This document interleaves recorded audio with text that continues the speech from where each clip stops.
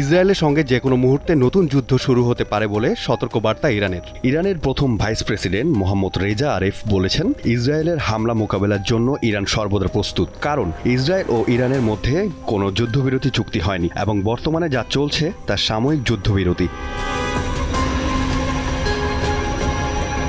12 দিন ধরে ইসরায়েল ও ইরান পাল্টাপাল্টি হামলা চালায়। ইসরায়েলি হামলায় নিহত হন 1000-এরও বেশি মানুষ, যাদের মধ্যে ছিলেন উচ্চপদস্থ সেনা কর্মকর্তা ও পারমাণবিক বিজ্ঞানীরা। এর পাল্টা জবাবে ইরান ক্ষেপণাস্ত্র ও ড্রোন হামলা চালায়। পরে মার্কিন প্রেসিডেন্ট ডোনাল্ড ট্রাম্পের মধ্যস্থতায় দুই দেশের সংঘাত বন্ধ হয়।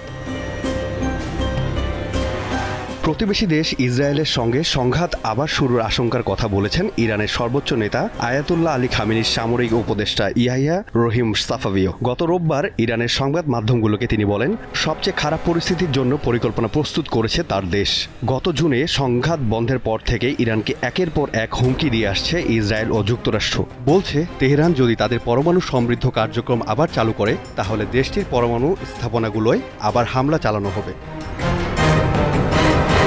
জাতিসংঘের পরমাণু নজরদারি সংস্থার তথ্য অনুযায়ী পরমাণু অস্ত্র না থাকা দেশগুলোর মধ্যে একমাত্র ইরানই 60% ইউরেনিয়াম সমৃদ্ধ করে থাকে। 2015 সালের আন্তর্জাতিক চুক্তি অনুযায়ী দেশটি 3.67% ইউরেনিয়াম সমৃদ্ধ করতে পারবে, কিন্তু পরমাণু অস্ত্র তৈরি করতে 90% সমৃদ্ধ ইউরেনিয়াম প্রয়োজন।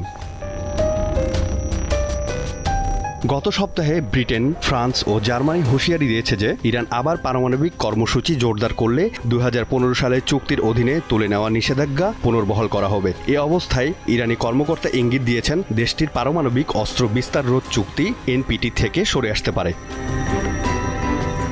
সৈকত শুভ, দীপ্ত সংবাদ।